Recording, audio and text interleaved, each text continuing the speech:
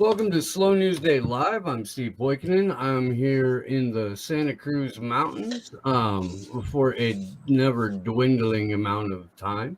I am joined by my better than your co-host, Glory Jones. What's up, Jones? How you doing? Hello. Come on, you got to bring a little bit more to the table. It's a big day. We have a lot to talk about. We got some crazy shit to talk about. As a matter of fact, man, an Iranian Navy vessel got fire under some mysterious circumstances. The JBS hack has had global supply chain impacts, and it's going to have a huge impact on the new cybersecurity economy going forward, which means massive invasion of civil rights and civil liberties. Holy crap. Christian Westbrook, the Ice Age farmer, yesterday drops in his telegram. Oh, by the way, I got sent a leaked document from the World Economic Forum about a forest incentive they have. Here's the link to the video I just did, which, by the way, you guys should definitely go check that out. Not now, of course, because we're live. But at some point in your viewing process, we're talking about the total surveillance of nature. We're talking about, again, the complete commodification of nature. All of this surrounding Agenda 2030, the Fourth Industrial Revolution, and the global reset. So I hope you're ready for some real shit, because that's what we have. That's what we're here for. Don't take COVID seriously, and we. Oh my god. Well, there's some Save it for Friday. At any rate, so Jones, do you kind of want to set up the Iranian ship story while I go pull up that tweet and find the footage and all that whatnot? Oh, I already sent one with the video up. Yeah, no, I've got that. I'm pulling it up. It's just I was hoping you would lead us into what I'm about to pull up. Yeah, I know. Well, basically, I mean, the tweet does a good job of setting it up too. One of Iran's largest naval ships sank today. It caught fire on a quote-unquote training mission in the Gulf of Oman. And yeah, here's the footage of it. Oh, whoa. That's wind. That's wind. Sorry, ears. Yeah.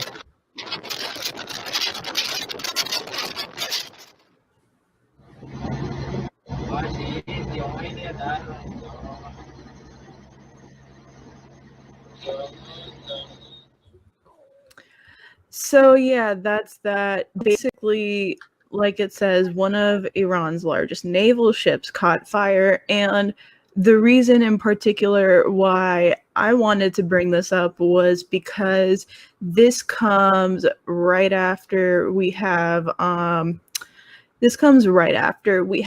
man by the name of was it David?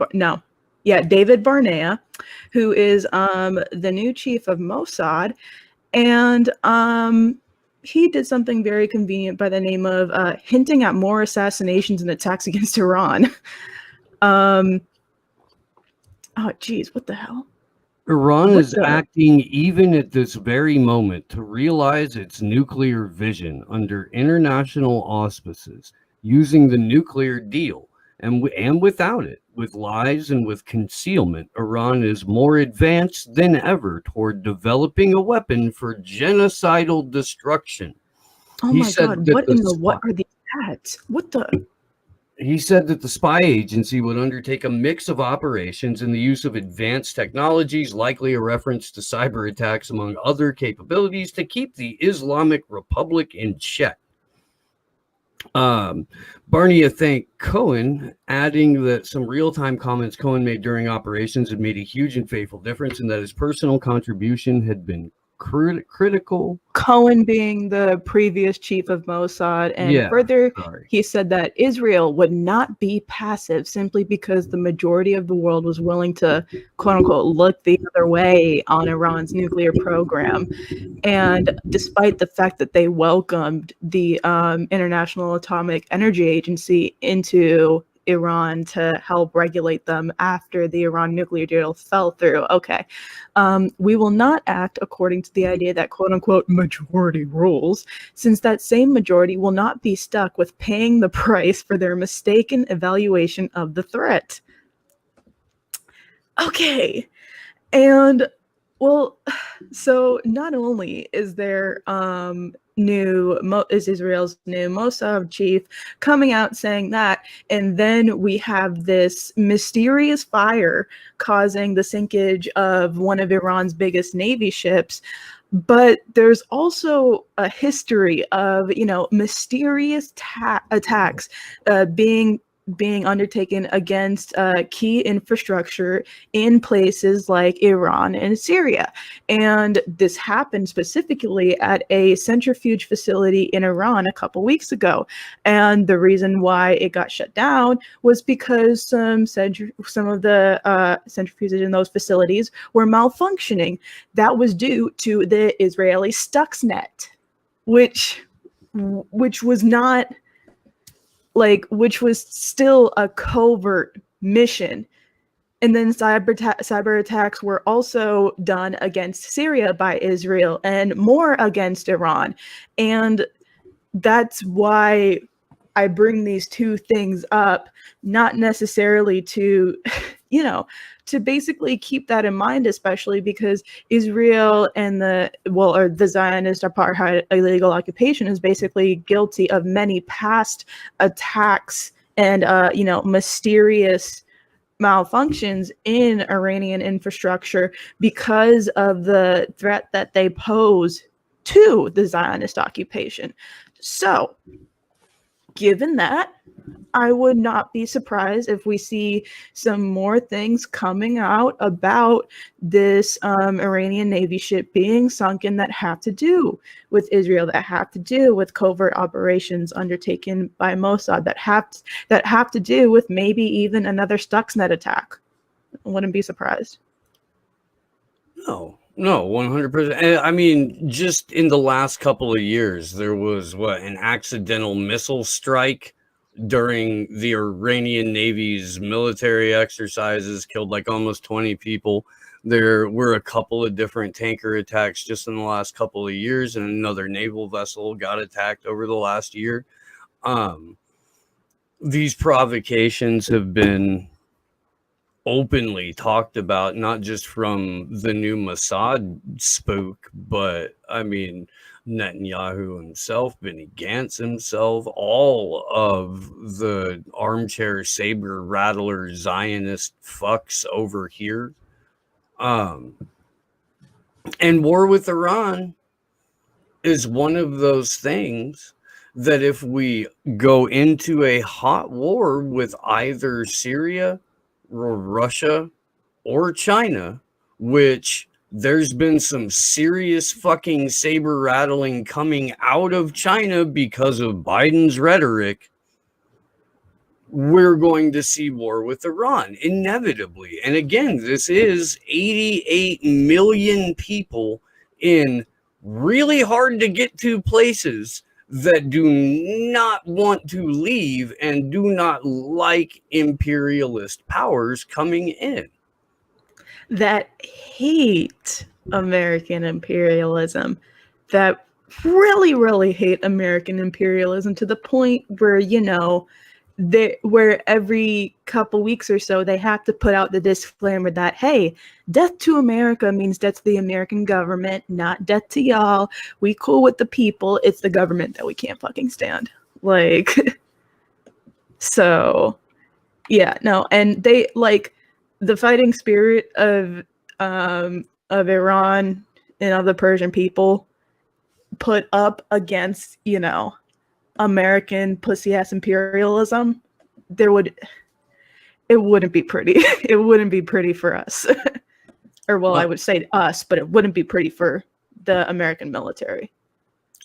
Before we get too much further, I would like to wish safe travels and an uneventful but incredibly wonderful journey to Fiorella Isabel, who's going to Peru to monitor the Peruvian elections as part of a delegation. She's attached to the one, I believe now, that Medea Benjamin is leading.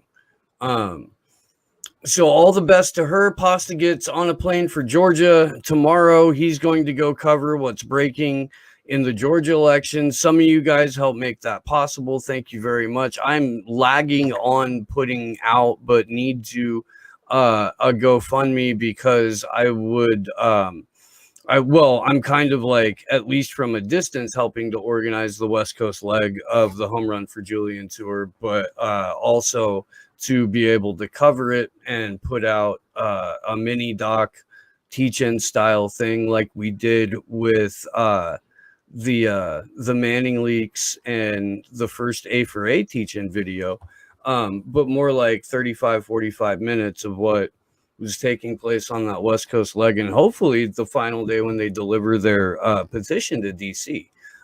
So I'll be putting that And then up. right off the heels of that, we'll be doing something for Julian's birthday weekend too. Yeah, So. I would be flying out of LA and coming back to LA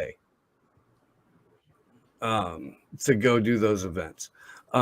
Because there's an event on the 28th and 29th in LA, 30th in DC, and then on July 3rd and July 4th, we would be doing birthday celebration events for Julian Assange, hopefully in multiple cities, but we're definitely doing something in LA.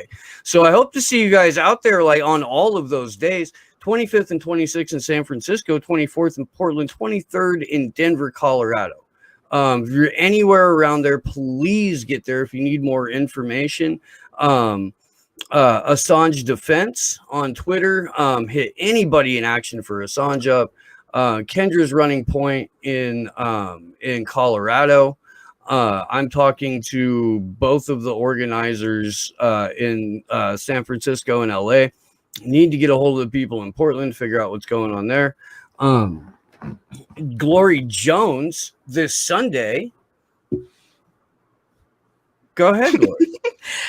So yeah, this Sunday it will be the first stop of their tour. It'll be 7 p.m. in Wynwood is when we will be having the action with John Shipton and Gabriel Shipton, the first stop in their home run tour around the US. And yeah, can't wait to meet them and like just talk with them, really talk about some important shit. And yeah, no, I'm really looking forward to it because I mean, like, you know, hopefully this, I think this is something I've heard other people say, but hopefully this like home run tour is like really a kickstart to like, you know, like up the ante, because like, guys, come on, it's time to help the vulnerable and crush some bastards already. Like, shit, bro. I mean, and it's like, when we started watching, it started because Commander X was playing a bunch of Julian clips, but like, you know, then we watched another clip on like that, on our show with Ty Clevenger. And I was just thinking like, and I started watching like even more Julian clips after that. And I was like, yo, like, God, I miss this dude. I want him free so bad. And like, I can't be the only one who wants him free that bad. We need to manifest that into getting out in the street. We can't rely on any sort of political or legal solution to freeing Julian. It's going to take a massive public pressure campaign on fucking Mandela levels. Like, I'm sorry that it has to take that much, but it's what needs to happen. Like, I want to see him free, guys. Absolutely. And nobody could run an interview like Julian Assange, man. Like, I can carry a room. It's just very commanding and 100% in control of the situation and always eloquent and on point. Makes me fucking jealous. Shut up. It does, man. How could you not be like, wow, dude, that's impressive? It is, but like, you know, give yourself some credit, Steve. We got some. Oh, I've heard your speech. I give great interview. I do. See, there you I go. give the kind of interview that makes it hard to walk. I do. See, there you go. There you go. Let's read off some very generous super A's. Thank you very much, Hunter. You freaking rock, Hunter! lady. Thank you. No offense. Holy crap, we love you too. Thank you very much. Tony watches closely, my man. Tony, showing some love while I still can. LOL. Much love, Slow News Day. Much love, Tony. Tony's been with us from like day one, man. He's an OG. Tony's an OG. I remember I used to see him up in the combo chat, be like, "Hey, what's good, Tony?" And Tony's like, I'm just here watching closely. Chat OGs, that's what's up, bruh. And thanks, y'all, for the super raise because it's always appreciated. And it's always appreciated.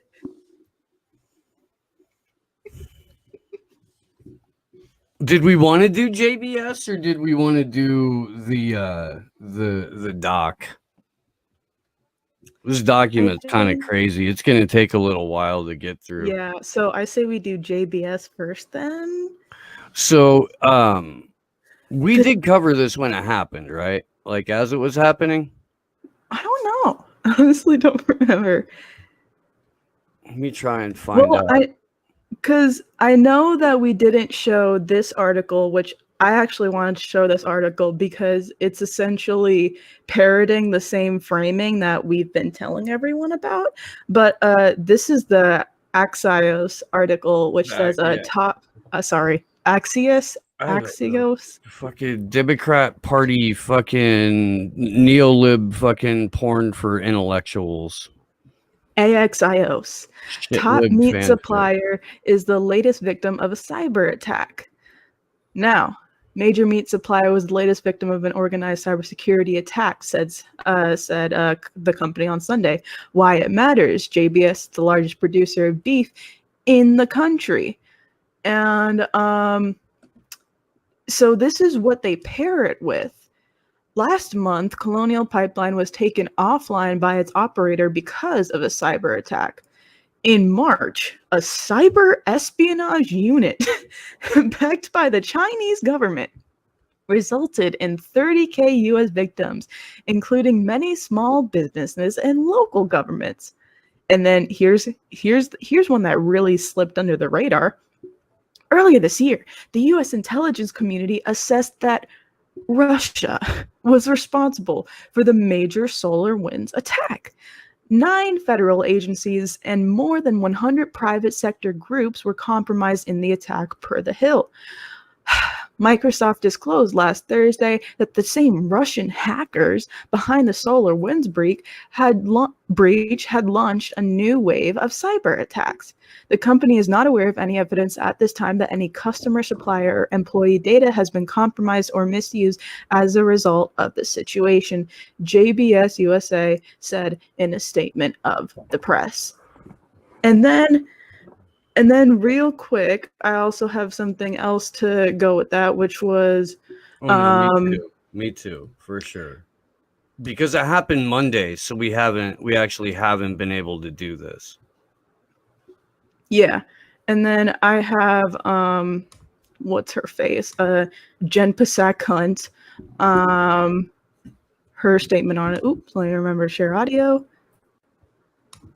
I can assure you that we are raising this through highest levels of the U.S. government. It will be a topic of discussion and direct one-on-one discussions, or direct discussions with President Putin and President Biden happening in just a couple of weeks. And certainly protecting our own infrastructure in the United States is of utmost national security importance.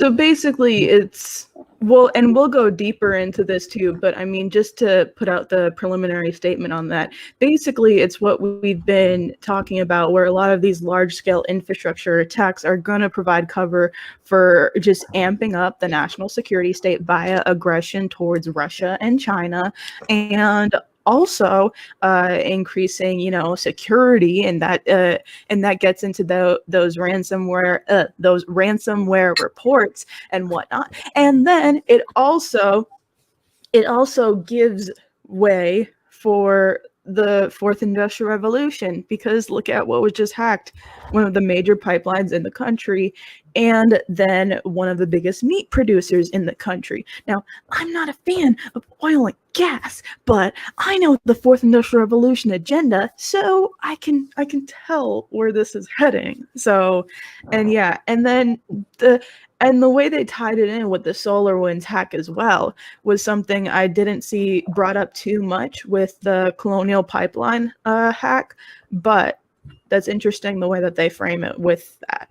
Well, they have to blame it on an outside party, whether it's a nation state or a group of actors inside a nation state. But the overarching themes are ransomware, industrial grid or supply chain. And in case, like, just to sort of set up the whole thing, on Monday it was announced that the world's largest meat processing company, JBS Foods, fallen victim to cyber attacks that have shut down production around the world, including in Australia. 47 factories across Australia, meat processing facilities in North and South America, Brazil, and Canada. They are back up as of last night, I saw. But if it's only short term, a day's processing loss isn't going to make that much of a difference. It did. Already froze meat deliveries in a number of places, affecting restaurants and small grocery stores, including the one that I have. This is the second time in a couple of weeks that they haven't been able to have a couple of different kinds of beef. Quoting recent JBS data, Mr. Condon said the company employed 6,687 beef and sheep processors around Australia. It is these workers that the Australian Meat Industry Employees Union Queensland Secretary Matt Journo was concerned about if the shutdown occurred. So, I mean, this has like very, very, very far-reaching effects when the supply chain is fucked with. And when the supply chain is fucked with, it seems, well, in line with every single prediction that both the World Economic Forum and the Department of Homeland Security have been making. And before we get more into the ties with the World Economic Forum, we did get a super chat from resident wizard Rob Juno. He says, Josh coffee contribution. Sorry I'm late. It's all good, Rob. You're right on time. Thanks for being the best neurotherapy in the world. Aw. Slow News Day in chat, heart and fist. Thanks so much, Rob. We love you because it's always appreciated on Slow News Day. It's true. It's true. So big shout out to Tim Hinchcliffe, who I did not know is the contributor editor of .com. Ransomware attack on world's largest meat packer comes 6 weeks after JBS acquires plant-based food group Vivera for $530 million. It's a great image. So let's get into a nice little quote from Klaus. We all know, but still pay insufficient attention to the frightening scenario of a comprehensive cyber attack, which would bring a complete halt to the power supply, transportation, hospital services, our society as a whole. What if Russia turned off heat in the middle of winter in Fargo, North Dakota. Yeah. So, according to multiple reports, Brazil's JBS SA has informed the U.S. government that a ransomware attack against the company has disrupted meat production in North America and Australia, originated from a criminal organization likely based in Russia. Ransomware coming from Eastern Europe has also been attributed to the Colonial Pipeline attack in the U.S. and the cyber attack on Ireland's Health Service executive, both occurring in May. Due to yesterday's ransomware attack, JBS has stopped livestock slaughter at its plants in several U.S. states. Klaus, you will eat much less meat. An occasional treat, hashtag unintentional rhyme, not a staple, for the good of the environment and for our health. I'm really surprised you didn't say that in your Klaus impression. I'm trying not to overplay that. Trying to back off a little bit. A little over a month prior to yesterday's ransomware attack on the world's biggest meat packer, JBS acquired Europe's third largest plant-based food producer, Vivera, for a sum of 341 million euros, according to a press release from the Netherlands-based Vivera Food Group published on April 19th, 2021. JBS, which specializes in meat packing and is a partner of the World Economic Forum, has entered the plant-based food space, which will allow the company to produce both alternatives and traditional protein products. The WEF white paper on alternative proteins in 2019, which you got, well, if you guys want, I'll grab the link and throw it in the chat or two. Alternative proteins involve purely plant-based alternative products based on insects and other novel protein sources, and the application of cutting-edge biotechnology to develop cultured meat, according to the WF's white paper on alternatives proteins published in January 2019. The WF white paper adds innovation and traceability and labeling for both alternative and traditional protein products involving distributed ledgers and embedded microchips present exciting opportunities to improve transparency and communicate to consumers the multiple impacts of different food types. That sounds gross. For over a year, the WF has been anticipating what it calls a cyber pandemic, and the globalist think tank will stage a simulated supply chain attack simulation on July 9th. That's Cyber Polygon. We've talked about it. We've covered it. We covered it last year. We'll cover it again this year. I'm going to play a little bit of Klaus here. Aw. And then we'll pause for a moment and take it off of this shit show. I'm not going to play all of it. It's 11 minutes. But still, pain risks outlook. The third greatest concern for companies surveyed is the increase of cyber attacks. We all know, but still pay insufficient attention to the frightening scenario of a comprehensive cyber attack, which would bring to a complete halt to the power supply, transportation, hospital services, our society as a whole.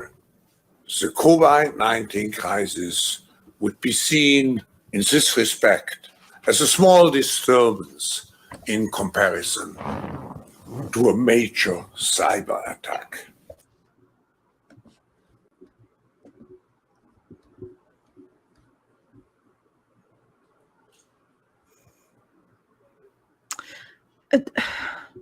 Sometimes I think it's bait, just how much of a Nazi he sounds like.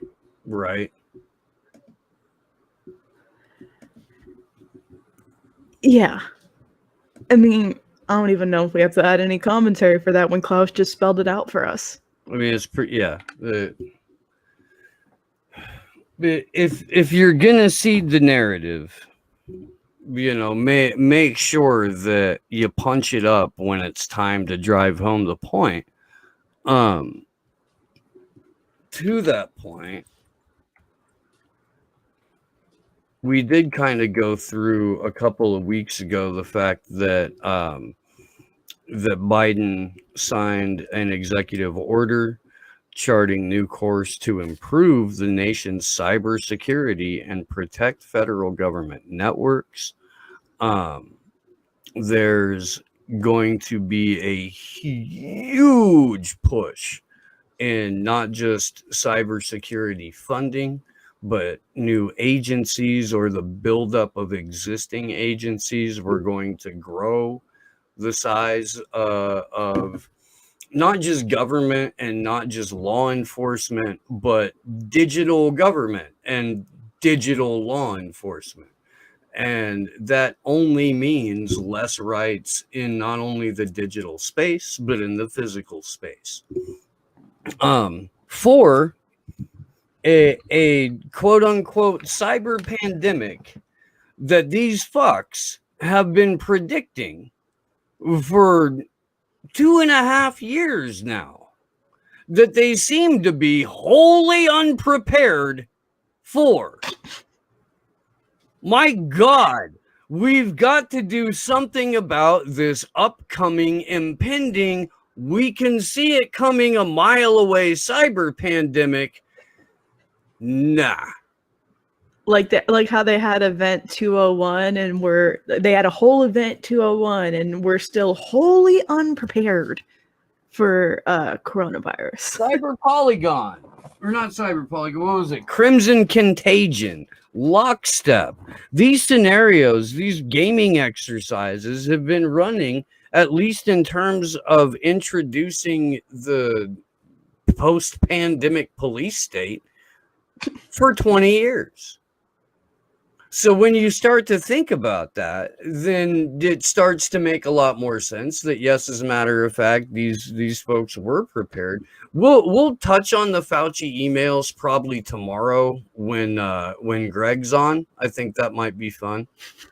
One of the OGs from Anonymous back. I see what you're trying to do there, Steve. Go through the Fauci emails with. It seems like it'd be, his lane, man. It does. I see what you're trying to do, Steve.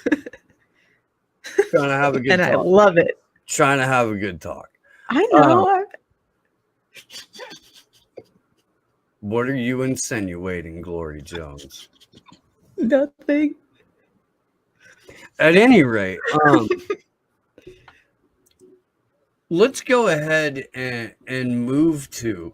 So, okay, I've been trying to encourage you guys to stay up to speed on global supply chain things, on all of this complete commodification of nature, total surveillance of the human organism, total commodification of the human organism. I know it's a fucking lot, dude. I know it is. I mean, shit.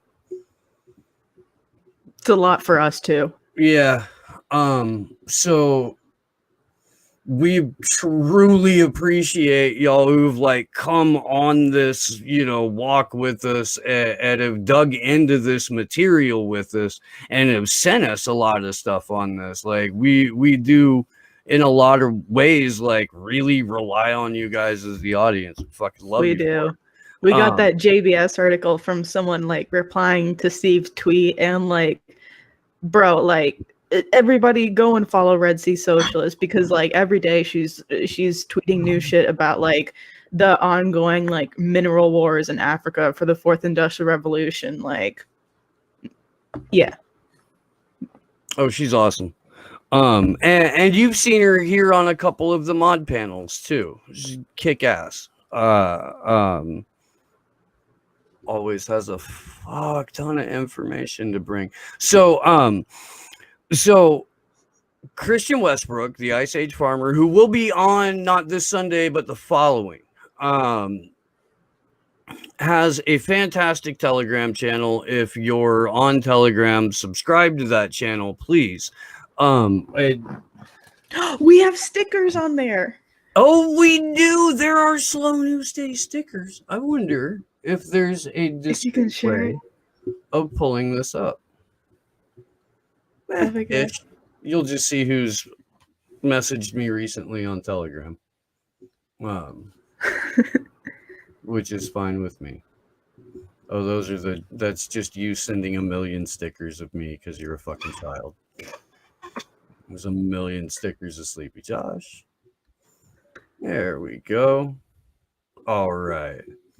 It's about as window.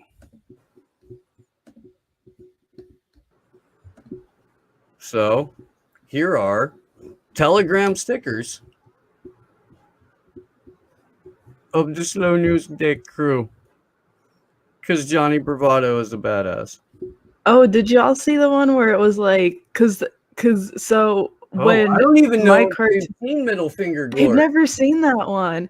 Because basically, when my first cartoon was coming out, like one of the ones that Johnny Larson did, one of the drafts was like, you know, the one with me holding the finger up, and then Steve was like, "No, we're gonna save that one, and it's coming out."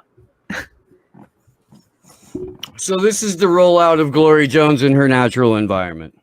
Oh, come on. I don't flick people off all the time. It has become a thing of mine, though. So anyway, distraction out of the way. Nearly, I believe, because it looked like, yeah, we did. We got another Super Ray or two, so I should read that off. Alice Skull. Somebody pay Putin to suplex Biden. Oh man, that'd be awesome. Putin just like hops up. He's already got like a Mexican wrestler singlet on, like bright yellow, some sequins and shit. Grabs Joe Biden. Hell yeah, dude. Hell yeah. Thank you for the Super A Shadow Band Refugee. Oh, yes. I'm finna get that jabbity franken jab. My governor told me I get entered into a $10 million sweepstakes. I promise I'll donate the funds to Jabbity Boopstick Research. Klaus is Adolf reincarnated. If we have to live in a cartoon, I wish it was Animaniacs. Fuck yeah. Real talk. Spam is so good, I've been dubbed Shadow Spammed Refugee. Welcome to the age of cyber terrorizing, fam. Much love, Shadowban Refugee. Much love, fellow spammer. Orale, let's go. And it's always appreciated. And thanks as well, Mr. Boston, for the $5 super chat on YouTube. Like 80 on YouTube, 45 on the Rockfin. Let's get some more of you over to the Rockfin. We do. You guys, we're like 500 of you from lapping us on YouTube. Come on, guys. Like 500 of you who are watching this on YouTube give the right finger now. to Go Fed make too. a free Rockfin account. YouTube has so successfully suppressed the channel that on a brand new platform like Rockfin, we're very close to passing the number of subscribers in less than a year of posting content there. Now this would not happen on a platform like YouTube because we'd be suppressed, but because Rockfin does not do that. Not only do we get to approach and will lap, let's do that this month. Let's do that like this week if we can. 500 of you watching on YouTube. Middle finger sticker to FedTube. Rockfin.com. The account is free. The content that we put up is pretty much always free. However, if you would like to see the paywall content that we have that everybody else has on the network, $9.99 a month, you can help us do this full time and travel and go places and use the show as a vehicle for activism. So that's what that does for you, and that's what the tips do. I really do fucking appreciate that. And holy fuck, I hate that I have to say shit like this. I really You did a great job. Come on, you did a great job, Steve. Think of it the way Mark said it. I forgot the way Mark put it, but it was like a really nice and wholesome way. I know. We'll fucking clip that out so we can both put it on our phones and play it before each fucking show. You did a great job today, Dad. I'm proud of you. Y'all. So at any rate, the entire reason we started talking about the Telegram in the first place was because of Ice Age Farmer's channel. He got sent this document the other day, broke the story on it. It was apparently leaked to him. Before we really get into the document, I want to pull up a story out of Romania that came out the day or the day after the document got leaked. So this may be a little bit of cover your ass narrative management coming out of the fair nation of Romania. A forest in Romania's Cavasna County was transformed into a smart forest after being equipped with a system for real-time monitoring and warning on the sounds specific to forestry operations. The project, implemented by Vodafone, is aimed at preventing and fighting illegal logging in Romania. The Smart Forest solution is based on a system developed by the nonprofit startup Rainforest Connection. Boy, are we going to get into them. And I don't exactly know how much time we have to do that tonight, but we are going to be getting well into who these fucks are.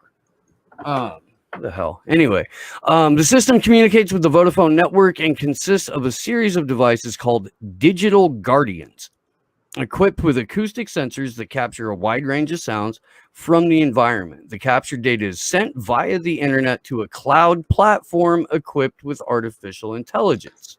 That's the digital guardians is a euphemism for choking surveillance. Yeah. The application analyzes the information received in real time, and if noises such as chainsaws or cars are detected, which could indicate possible suspicious activities, it also sends real-time alerts to an app installed on forest rangers' phones and/or to a regional or national monitoring center. The solution allows forest managers to hear the noise in real time and to intervene promptly in case of danger. The digital guardians are installed in the upper segment of the trees in a non-intrusive way and are equipped with their own solar panels that provide the energy and are protected against bad weather. A single device has a coverage radius of 1 kilometer and can prevent the deforestation of over 3 square kilometers of forest, according to a press release. Romania is one of the few countries in Europe that can still be proud of its virgin forests. Unfortunately, they are in danger of destruction. The solution we are launching today responds to an immediate need to prevent illegal logging and to be able to intervene promptly to protect the last secular areas, but also to a long-term goal of action against climate change. That's the CEO of Vodafone in Romania.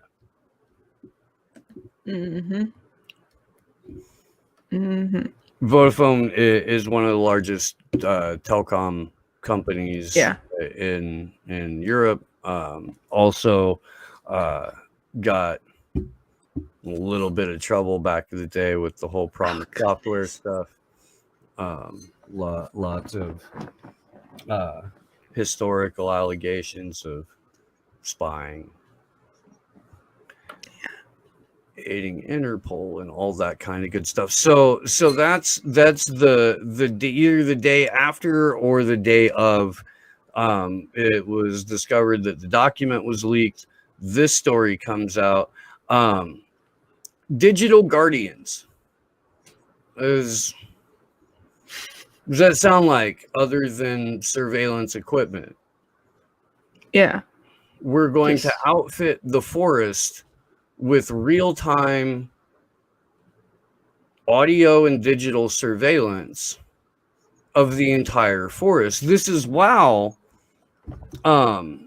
Starlink is being established. This is while there's a digital mapping project in place. This is while we're going for the asymmetrical superiority of space with the Space Force, according to them.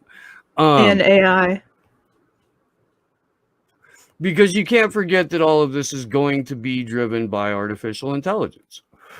It's almost like this shit is worth covering. So Well, maybe some people just disagree with us, Steve. Maybe that's why they don't cover it. Investing in forest, the business case. Document produced by the World Economic Forum. They're making the business case for business, Jones. Business people never do that. They never make the business case for business. In the face of interconnected crises of nature loss and climate change, investing in forest conservation and restoration can benefit businesses as they become leading actors in the transition to a nature-positive net zero economy. In this context, businesses are under increasing pressure from governments, consumers, and investors to avoid, reduce, and mitigate their carbon emissions and reduce their impact on nature and biodiversity.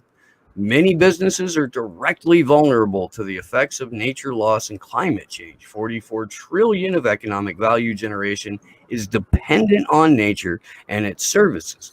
Okay, but real quick, pause though. Like that, those whole first couple sentences, that's like saying, "Oh yeah, I'm gonna put my rapist in charge of administering my birth control." Like, yeah. You can keep going because So just kind of to go over this real quick, they have 3 ways for business value to be created from investments in forest conservation and restoration, that they see as these categories in business resilience, business profitability and growth, and values-based leadership. Now, if that don't sound like some happy horse shit right there. Business profitability going together with values based, really? Yeah, profitability and growth with a values-based leadership. Investing in forest fulfills multiple corporate priorities. This is the complete commodification of nature. Beyond helping to tackle the nature and climate crises, forest conservation and restoration investments can create short, medium, and long-term value for businesses in 3 main ways. But before we really get into what the document has, I want to just sort of, I don't know, I guess remind everybody, the 4th Industrial Revolution and the complete commodification of nature doesn't mean they're saving nature so we can go out and enjoy it. The sustainability that they're going after is the ability to pillage at will in perpetuity. Our existence is going to be virtual and digital. We are going to experience nature in 3D, in VR, via all of those wonderful digital guardians or systems like that take real-time, full-color, 3D rendered images of what nature looks like, so we can go play in it holodeck style. I mean, for all the public part of the public-private partnership, you can clearly tell that statements like that aren't targeted towards the people. Like, that's when they show their ass completely, where they just go and more people don't see that, but they go out in the open and say oh yeah, we're just gonna ration nature for ourselves and leave fuck all for you guys, helping the environment for the sake of the environment. What's that? So if you're going to make a planet sustainable, the goal should be so that people can enjoy it, not so that you can continue resource mineral extraction, not so that you can have a legitimate backup carbon sink because you've decided to mine the fucking ocean floor. Yeah. Hey, International Seabed Authority, the goal of establishing regulations on mining the ocean floor shouldn't be so the countries and companies which you gave out 31 contracts to already can't go and mine it themselves. It's so mining isn't happening at all. They're going for fucking plutonium on the ocean floor. I want to make that perfectly clear. Plutonium is one of the minerals that they're most after in this like deep sea mining project, first and foremost. Plutonium's generated, like I read an article recently that they found some that came from like a supernova, because you can't, the half-life is only like 80 million years old. Like it's not created naturally, but there's also really like polymetallic. Yeah, what they're after with reference to the Patania 2 trials, which we also covered on here, what those were after were the polymetallic nodules on the floor of the Pacific Ocean, which had a lot of nickel, I'm pretty sure. And then also a lot of scientists are, well, not scientists, but a lot of mouthpieces for the World Economic Forum are looking at hydrothermal vents because they've been found to be rich in rare earth minerals. So, and this is something that, like, from their own words, let me see if I can get one of these stupid what's it called, strategic intelligence wheels up. I mean, really. Yeah, I'm gonna pull it up because I created a fake account so I could look into the strategic intelligence wheel, and I am going to put it to use. There we go. So, mining assets and climate risk. Here's their little pretentious wheel on how they look to mine people, and then it so eloquently states, parts of Africa, Southern Asia, and South America are especially well positioned to develop related resources, either through nationalized mining operations or partnerships with the multinational mining corporations.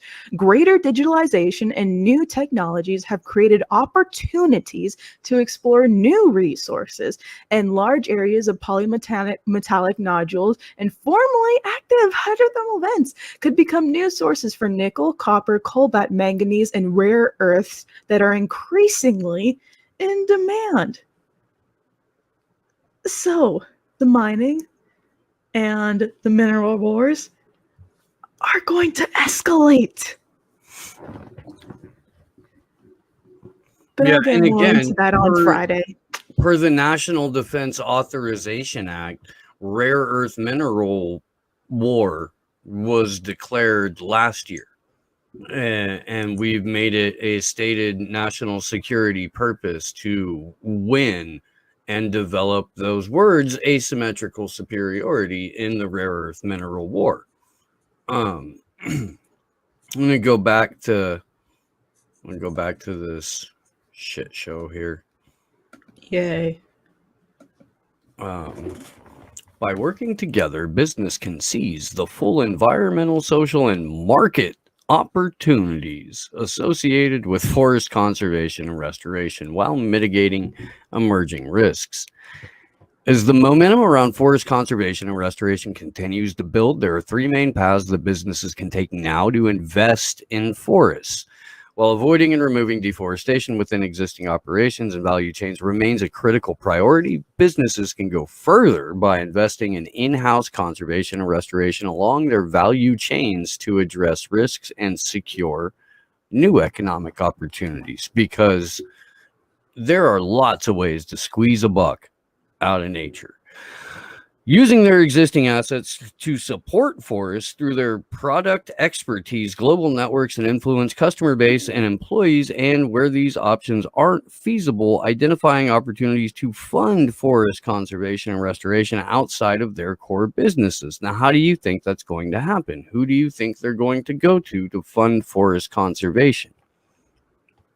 Are they going to go to oligarchs who are going to be incentivized to get in on this fucking complete commodification of nature scam? Likely, very, very likely. Or are they going to turn it into a social program whereby we as citizens, taxpayers, whatever, get squeezed so that we can virtually enjoy nature? Probably. It's a public-private partnership, Steve. Yeah. support other strategic objectives, compensating for residual emissions, enabling community engagement, etc., as part of broader decarbonization, nature positive, and sustainability strategies. So it really does sound like both. It sounds like they want the public-private partnership to squeeze taxpayers as part of broader decarbonization. I want to jump over here real quick. By working together, businesses can seize the full environmental, social, and market opportunities associated with forest conservation and restoration while mitigating emerging risks. Leading businesses know that they can make individual contributions to the global effort to conserve and restore forests. However, only by working in partnership with each other and governments, NGOs, civil society, local and indigenous communities, scientists, ecopreneurs, and other engaged players can barriers be collectively overcome and opportunities harnessed. Wow, my soul dies every time I read this shit. Through these partnerships and collaborative platforms such as the 1T.org Corporate Alliance, businesses can support field building and market shaping initiatives, ergo on setting shared guidelines, certification mechanisms, project origination platforms, and implementation and monitoring tools. Businesses embracing this movement have a unique opportunity to help conserve, restore, and grow 1 trillion trees by 2030 while accelerating resilience, profitability, and value creation. Well, Glory Jones, your thoughts? That was just the executive summary, by the way, guys. We haven't even got really into the document yet. Profitability, really? That's the only way these fucks see nature, in terms of profit. Well, they've got these are the people that we're just going to cede all our power to. Yeah, no. They've got to link. They've got to link climate change with the commodification of nature, because you can't sell something like the people who destroyed the planet are hijacking what's left of it and would like to ransom a virtual experience of it back to you. You can't sell that. Not on its face. But if you can frame it around you, dirty, filthy, dumb human, are responsible for the destruction of your planet. We gave you a perfectly good planet and you fucked it up, you dumb fucking filthy human. Here's what we got to do. Really got to buckle down. And you need to do your part, because we all got to do our part, because even though we had all the reporting that had this doomsday shit that we had a fucking sell-by date on Mother Earth, we didn't do a fucking thing about it. But now that the billionaires are on board, you guys need to get your shit together. Yeah. It's where we're at. I fucking I am gonna go back to the doc here. Costello, thank you very much for the super raid. Where are the cartoons I was promised? I mean, we're in one. What more do you want, my friend? I don't know. I am gonna figure out how to get some merch up here soon. Allie said she was gonna help with that. Allie apparently has a background in like the stuff that we all hate, so that's yay, even more of a fucking serendipitous and wonderful reason that she's part of the team now. And again, very, very glad to have her. Look at those fucking cartoons, dude. Look, dude. That's wait, go this way. Sleepy Josh. Ali Alexandra. Freaking badass dude. Y'all get to see Sleepy's face. And big shout out to Steve Cutler for making the flyer design behind us, putting that together. He's been doing some really killer shit, dude. I fucking love it. If we can pull off an actual in-person tour like later this fall or winter or something like that, dude, I definitely want to talk to you about getting an old school style fucking tour shirt printed up for that. Fucking gonna want some help with the design, and much like Charlie Manson allegedly instructed the people who Don't get went too far off on your tangents. to go see the La Biancas, make it witchy. Back to this horror show. It's the weird shit that you could. I really do. I need somebody to clip out the show in a way that there's completely fucking out of context, just random ass weird shit that falls out of the side of our necks during the course of every wonderful episode of Slow News Day. So real quick, this is the first part of the doc, Forest Conservation and Restoration, a solution to natural crises. Section highlights the accelerating private sector momentum around forest conservation and restoration as a critical solution to address the interconnected nature and climate crises. I want to jump right down to this. Addressing these challenges will require a transformative shift in business approaches, which can open up a strategic and commercial opportunities. Addressing the drivers of nature and forest loss and climate change will require fundamental transformations across three socioeconomic systems: food, land, and ocean use, infrastructure, and the built environment. Ocean use. Yeah. So food, land, and ocean use. Food, land, and ocean use. The first socioeconomic system that is going to be fundamentally transformed. How about infrastructure in the built environment? How about military? Right. How about Energy and imperialism? extractives. I don't.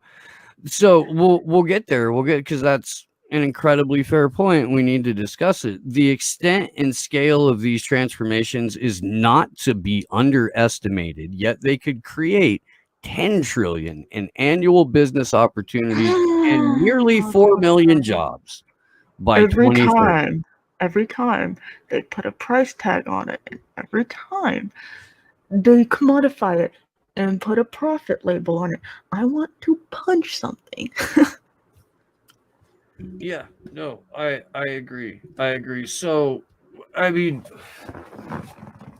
at no point is there, in this entire document, by the way, at no point is there anyone addressing demilitarization, denuclearization.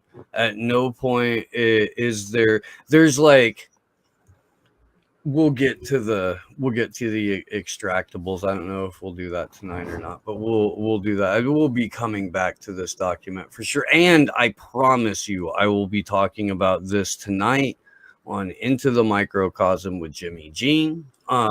Very, very stoked to be a regular on that show. It's a lot of fun. And we'll be back on Franco's show on Friday too, to talk about kind of this escalation in resource extraction and mineral wars surrounding this. So we'll be following up on that part on Franco's show. So, and while we're doing that, tomorrow, 4 p.m. West Coast, 7 p.m. East Coast, Greg House will be on the show. Friday, get your shit together. It's our call-in show. We love that. Really want that thing to grow, trying to figure out the best way to go about doing that, because the show itself is so much fucking fun. What I would like to do eventually is talk Josh into like 3 hours, where we do an hour with the guest, 30 minutes. A call was with the guest bails, and then we take calls. Maybe 2.5, maybe. But For the Sunday show? No. Forget your shit together. You want to guess for that? Maybe. Because I was gonna say, like, we already get, like, so much calls as it is. I know, but like that would be a great one to just have somebody who's like part of the whole union of the unwanted thing, who's doing fuck all on a Friday, to come by, hang out for it, talk some weird shit, and take some calls with the guest, and then they can bail and we can take more calls. I don't know, dude. It's evolving. I want it to. We should. Welcome to the Slow News Day production. Yeah, I was about to say we're having a production meeting with. We haven't done that for a while, though. We gotta stay, but we gotta stay on the like document. I feel like there's a reason why we're staying away from this. We've gone off on like 50 tangents from this one document so far. Sunday, it's so fucking soul crushing. Sunday, huge panel. We're going to have the Liberty Lockdown podcast. We're going to have Reed Cloverdale.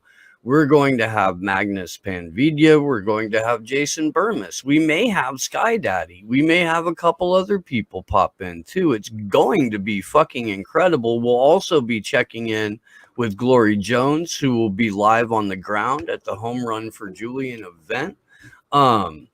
That afternoon, we will be doing a thorough deep dive into what took place yesterday and today, which is another World Economic Forum event called the Jobs Reset Summit.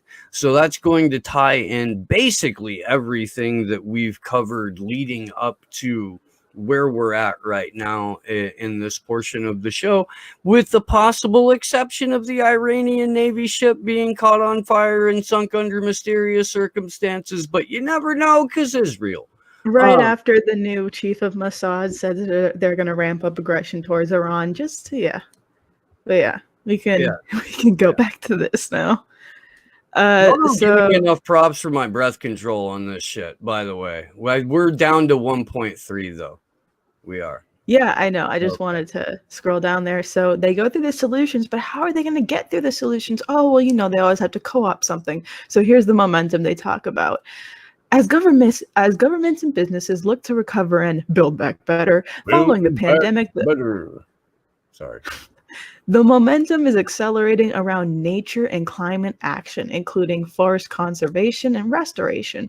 The number of corporate commitments to reach net zero emissions has more than doubled over the past year, and the scale of natural climate solutions within these commitments is rising accordingly. More than 70 governments have now pledged to restore 210 million hectares of land through the Bond Challenge, a global effort to restore the world's most degraded and deforested land. A coalition of private and public sector partners have launched the Green Gigation Challenge, which aims to mobilize funds to achieve 1 gigaton of 1 gigaton, of high quality emissions reductions annually from forest-based natural climate solutions by 2025. By supporting forest conservation and restoration, businesses will contribute to the global agenda to build back better. Businesses can look to seize important policy moments with the launch of the UN Decade on Ecosystem Restoration, among other landmark events on biodiversity and climate change. So let's see some of these corporate pledges. Oh my God, Amazon. Wow, it's so kind of you. Oh, we have Shell? Really? Really? Mm-hmm. Really? Yeah.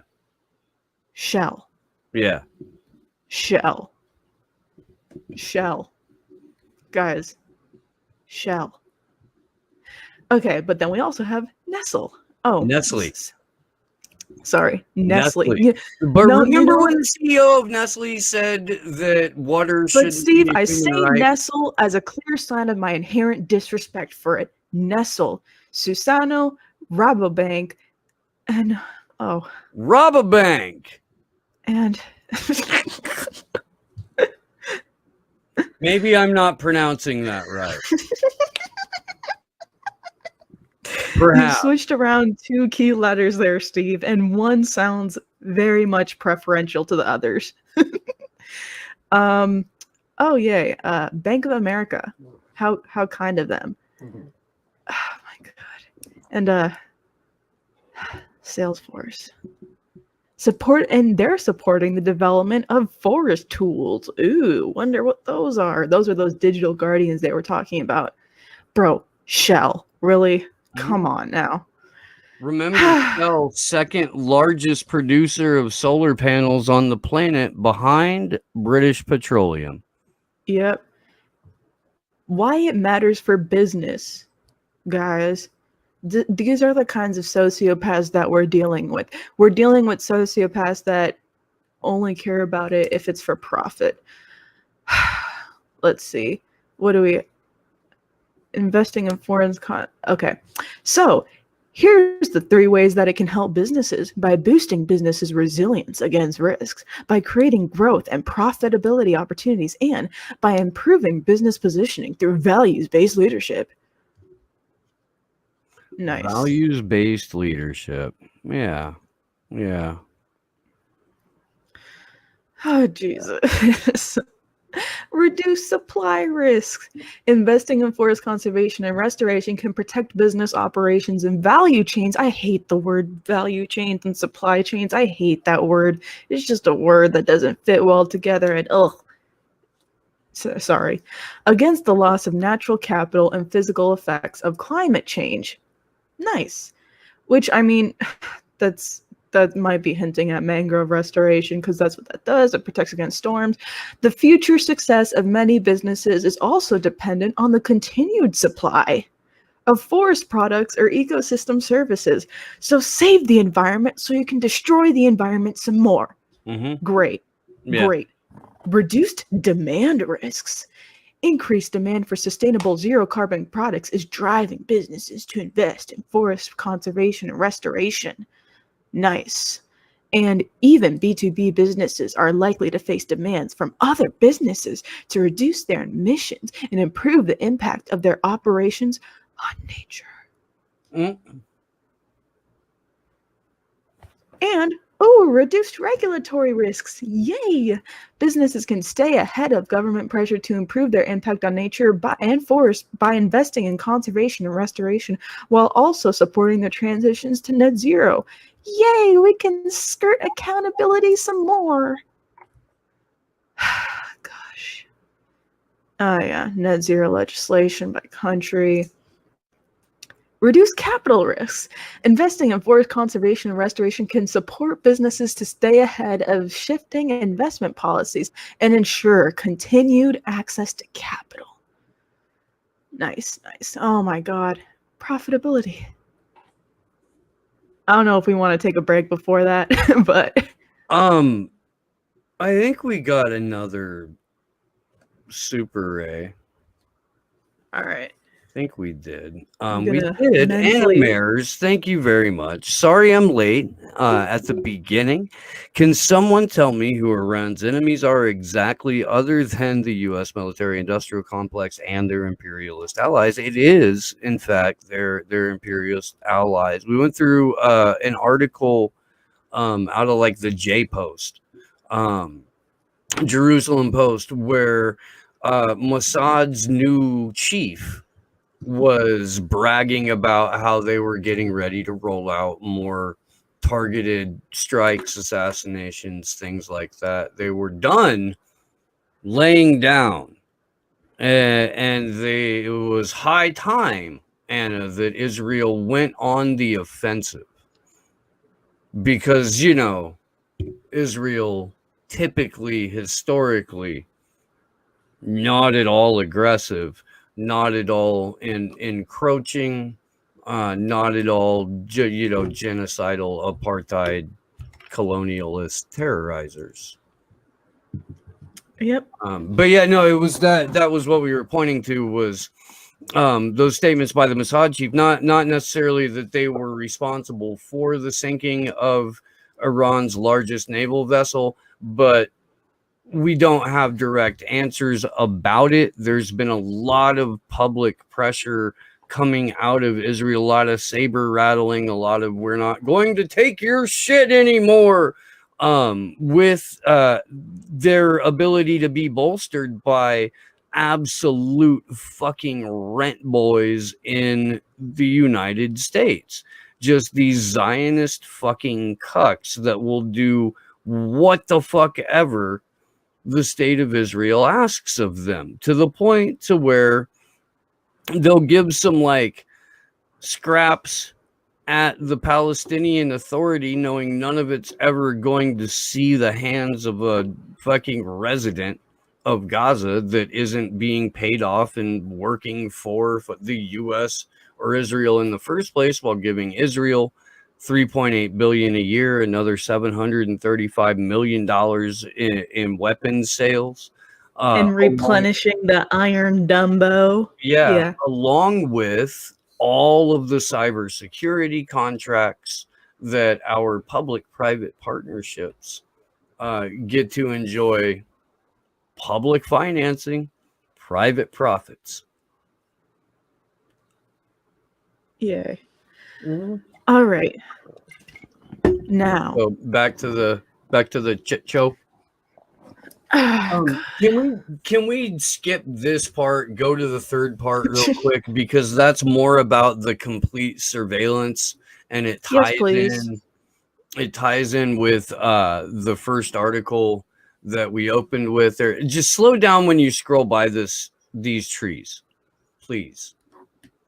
So these are my trees. Those are redwoods, and if you look at the thickness of them, because you should always check the thickness. Those are new. They're new. They're not maybe 60 years, maybe 40 to 60 years. They're not old. They're like third growth, possibly fourth. So these are nowhere near any kind of sustainably grown trees in the first place. It's maybe like that's not when we were doing sustainable tree growth. Not by the sorry, I just needed to point that out. Like they're not even using the trees that you would want to use to sell this idea. It's okay. I had the same conversation to myself when they showed the mangroves in chapter 1. Yeah. Okay. Different types of businesses can access different strategic and commercial opportunities by investing in forest conservation and restoration. Understanding how forests fit into each company's business model is critical to identify the most relevant emerging opportunities and maximize the full market and environmental potential of forest conservation and restoration. Section 3.1 outlines opportunities for businesses that source their products directly from trees and forests, and businesses that are reliant on forest ecosystem services or forest risk commodities. Relevant sectors might include forestry, timber and non-timber forest products, agriculture, consumer goods, food, beverage, health, and tourism. Jeez. Section 3.2 outlines opportunities for businesses that have relatively low direct dependency on forests, but have strong solution-focused role to play in their protection. Section 3.3 then outlines opportunities for businesses with high and hard-to-abate greenhouse gas emissions. Wow, this is the real diversity here. Oh my goodness. Oh my goodness. Yep, look at those pretentious graphics. Nice. Yeah, good stuff. Why businesses with high dependency on forests and conservation and restoration?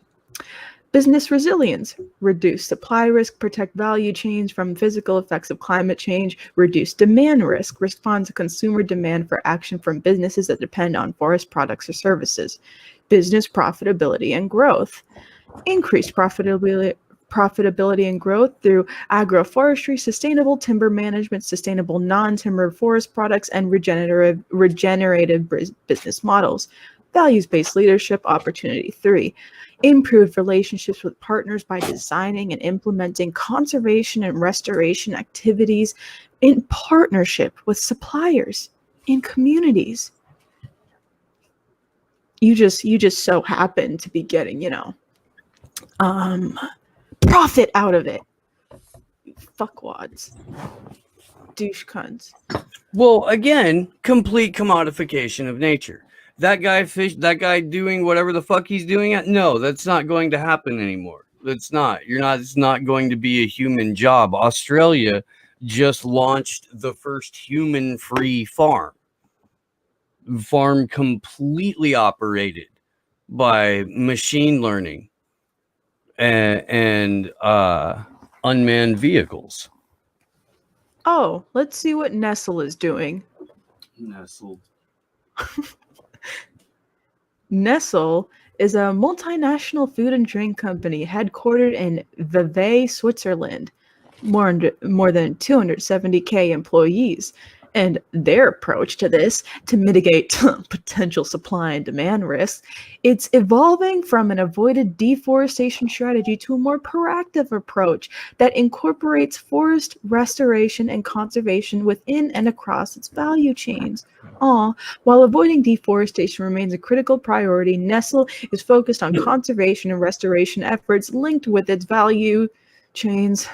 The company works with some of its supply chain partners to grow trees on their farms or in the nearby landscapes through agroforestry initiatives or forest restoration projects. In addition, Nestle has partnered with the government of the Ivory Coast to protect and restore the Cavally Forest Reserve. The CHF 2.5 million in $2.7 million US dollars investment will fund the restoration of degraded forest areas within the reserve and also support efforts to end deforestation by promoting sustainable cocoa production. Nice, because it always matters that they're producing in the end. That's what really matters. Well, cocoa is key one principles. of the more like non-sustainable things that you can possibly produce, and Nestle has a lock on a significant portion of the world's water supply. Yep. Key principles for supporting forests within the value chain. Oh, because you have to support it within the value chain, of course. Recognize that avoiding deforestation is essential and that active conservation and restoration activities are necessary to reinforce efforts to eliminate deforestation from value chains, identify and conserve areas at a future risk of deforestation, degradation, and land conflict, embed forest conservation and restoration activities within a holistic approach to develop sustainable landscapes, support sustainable livelihoods, and protection of human rights. In particular, those of local communities and indigenous people. Wow. Thanks for doing the work for them, white saviors. Work with NGOs, governments, and other sectors to ensure local land rights for smallholders and communities. Why not work with the smallholders and communities themselves? Nope. Why not let them? Self-agency? What's that? Ensure full community engagement in the design and implementation of conservation and restoration activities. Support and fund long-term monitoring approaches and tools to track progress, address setbacks, and demonstrate permanence. Mr. CEO of Scoop Gang. I mean, when absolute pirates and sociopaths like Nestle talk about shit like this, all I can hear, all I can remember is that clip of Nestle's CEO saying, no, water is not a human right. That's all I can hear. I don't know what I'm supposed to say here, man. It's fucking disgusting. It is the complete commodification of nature, the complete and total commodification of the human organism, because you, human, are nature, and it's okay if you're a little dirty. We kind of like you that way. We do. it is not individually your fault that the planet is a shithole. If we are to believe that it's up to us to sacrifice to save the planet, there are a number of places that we can start. We can start with demilitarizing. We can start very, very first with Henry Kissinger. I'd appreciate that. The elimination of Henry Kissinger from the biosphere automatically ticks the doomsday clock back 3 minutes. That's just science. How do you get the brother? Come on. Pussy. That's like the worst. That's like the worst striptease ever. I Like, made this really? joke around something else, involving something else, but it's kind of worth reworking for this moment. Like 2021 was like a fucking Vegas casino that couldn't get a real celebrity, so settled on the brother. Like, we've got John Stamos' brother tonight who's going to come out, and Chris Rock's brother is going to open for him. That's what 2021 is right now. 2021 is the fucking venue that couldn't book a real celebrity and had to settle for Henry Kissinger's brother. Step up your fucking game, 2021, with your bitch ass. Do better. Do better. Fucking shame to you. We're clearly not entertained by this 2021. Ought to fucking know better by now. You had all of 2020 sitting around not doing shit. You took what? Maybe a Koch brother, couple of the wrong people. Yeah. Then the Jabby Jab showed up, and you took Larry King and DMX and Hank Aaron, a bunch of other motherfuckers. It's 4 minutes till us being here for an hour and a half. Feel like we should wrap up, but I do want to highlight one thing here real quick in this report down in I think it's section 4. And we'll definitely make this link available. This is under identify opportunities to fund forest conservation and restoration outside value chains to achieve strategic objectives, ergo compensating for residual emissions. While decarbonizing business value chains, businesses can achieve further progress towards net zero goals by supporting forest conservation and restoration projects or jurisdictional approaches that remove carbon while benefiting nature. Some businesses may choose to co-develop and co-implement forest conservation and restoration projects, working in partnership with implementing partners and local communities to ensure that projects are grounded in technical and local expertise. Others may choose to donate existing projects or purchase carbon credits from verified suppliers. Carbon credits being a reality in this era they're creating. When screening and selecting potential forest conservation and restoration projects, businesses need to ensure that they are certified under high quality and independent carbon credit standards and meet appropriate forest management standards. See section 4.2 key principles and box 4. Effective investments also require rigorous monitoring and reporting strategies with long-term tracking to ensure forest performance. Again, this is the complete real-time digital surveillance of all of nature. The digital guardians that we opened with. This is really gross. I just want to bring that up. Kind of pick up on the last little highlighted bit here. businesses can shape growing movement by working in partnership with diverse stakeholders to share their experiences and to learn from them about good practices and tools across all locations. Effective project sourcing and monitoring is also a challenge, creating an opportunity for businesses to support the development of integrated systems for data and information sharing on restoration efforts. What does that mean to you, Glory Jones?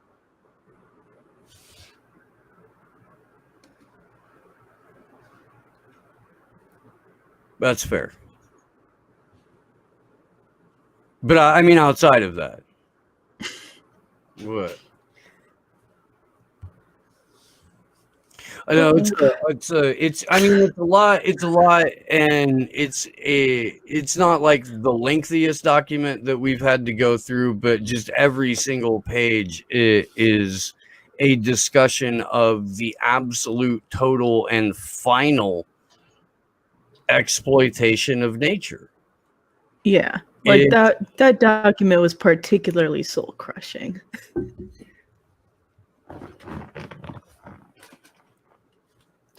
I mean, yeah. Let's go ahead and cut out. Thanks everybody for hanging out. Appreciate the hell out of it. There was something in the Rockfin chat, I think, that I wanted to get at. I can't remember. Fucking chat. Fucking Rockfin. Get your shit together. Yeah, no, according to Nestle CEO, water is definitely not a human right. Oh, Shadow Band Refugee. Did you ever look at the articles I sent you about Thea Group and the Orion Project here God damn it, fucking jumping ass chat. You got to turn off auto scroll. I know, yeah. PHA satellite network fixing to image every square foot of the planet twice a second seems prevalent to the conversation. I downloaded, opened them up, and got fucking pulled into a bunch of other shit and haven't returned to it. I will, and will include it in what we talk about on Sunday afternoon, evening, when we're joined by Stevie, Redneck Economics. Because that's when we're going to go back to the World Economic Forum Jobs Reset Summit. So we're going to be back into the conversation about all of the fucking fourth IR shit. The Rockfin chat is also having fun with the fact that you said always check the thickness.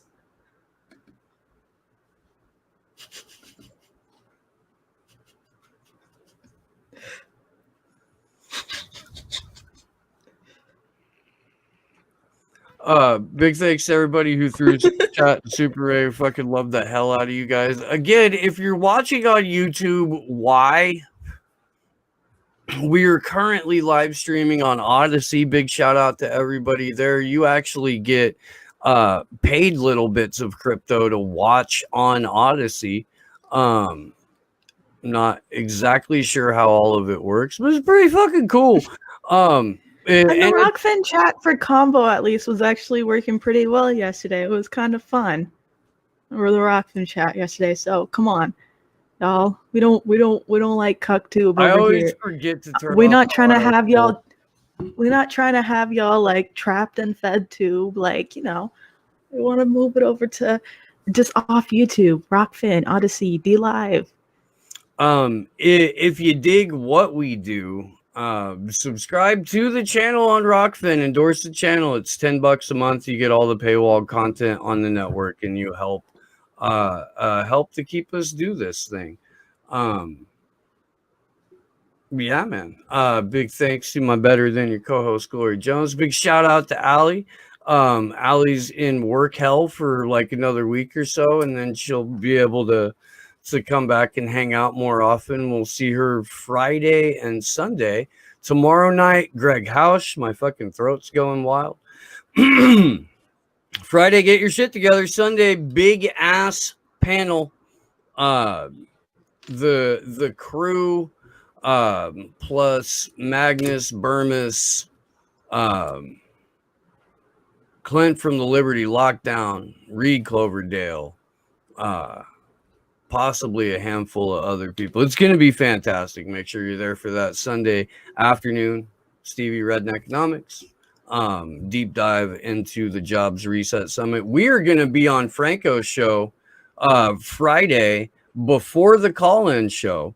So make sure that you're tuned into that. Do you know exactly what time that is, Jones? 8 p.m. Eastern time, I'm pretty sure. I'm pretty sure that's what Franco said. Okay, so 8 on the East Coast, 5 on the West Coast. Always a good time hanging out with Franco. Anthony Reyes is going to be on that stream with this Big Ant. We fucking love that dude. Fucking solid. Anthony!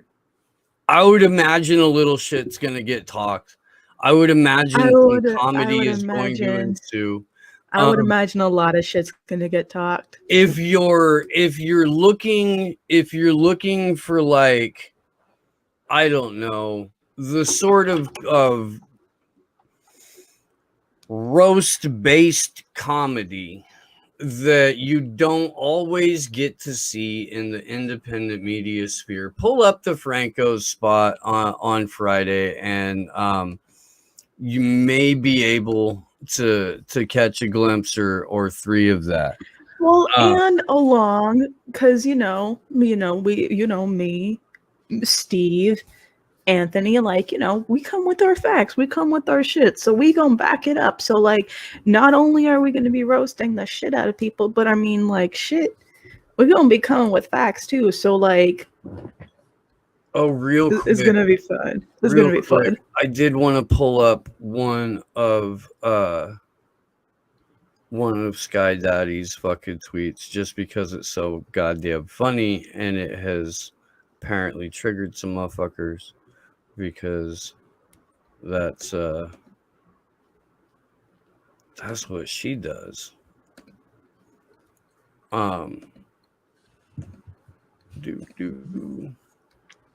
Big shout out to Stevie. That's hilarious, Stevie. Did you see what Stevie sent? I did, dude. Big up, Stevie. You're fucking hilarious. But yeah, dude, that's just fucking funny. All right, guys, we're gonna get out of here. I will be back in a couple hours, about an hour and a half, into the microcosm with Jimmy Jean on Aftermath FM, where you can also find this show every Sunday, as well as iHeartRadio, which still trips me out. Jimmy Jean is an absolute legend. That show is fun as fuck. I really enjoy it. Tune in for that either on Aftermath or on YouTube. That's Into the Microcosm with Jimmy Jean. Thanks again to Sleepy Josh on the ones and twos. Everybody who's watching us, you fucking rock. Sheet fuckery. Sheet fuckery. Sheet fuckery. We'll see you soon, guys. Good luck to us all.